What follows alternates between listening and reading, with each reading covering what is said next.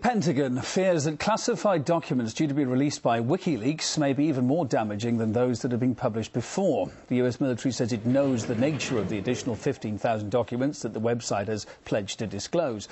Last month, you may recall, it published more than 90,000 documents, creating a stir both with the public and US defense officials.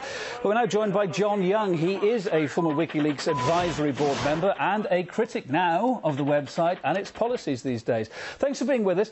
So, why has WikiLeaks managed to gain so much notoriety so quickly, and how influential really is it at the end of the day?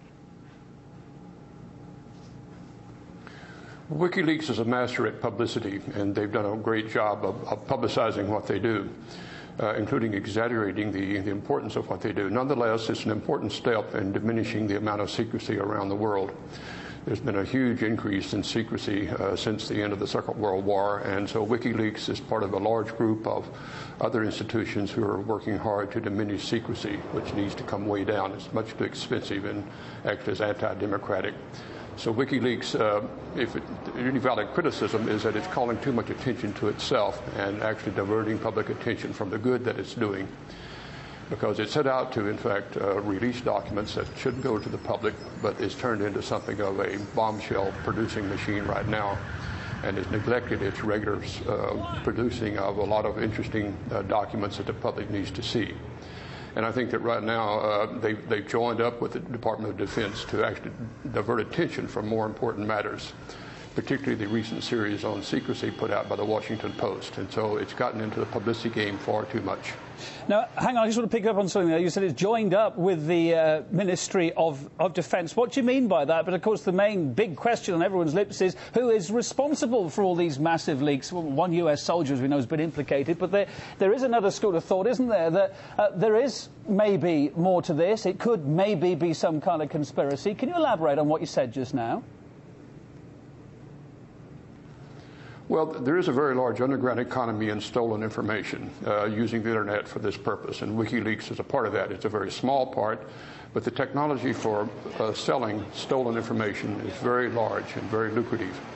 Governments do it, corporations do it, individuals do it. WikiLeaks basically sells stolen information, and is part of that because it's so easy to do and it's very lucrative. But first you have to overvalue it, as all stolen information is overvalued in order to get the highest price. So right now they're engaged in a campaign to raise the price of their information.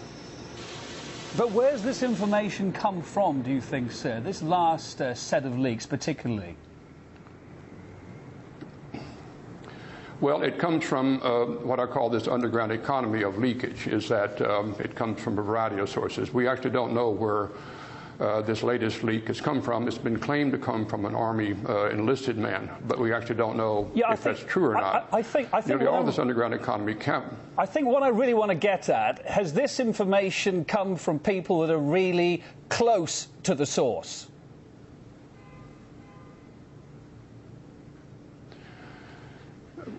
We actually don't know.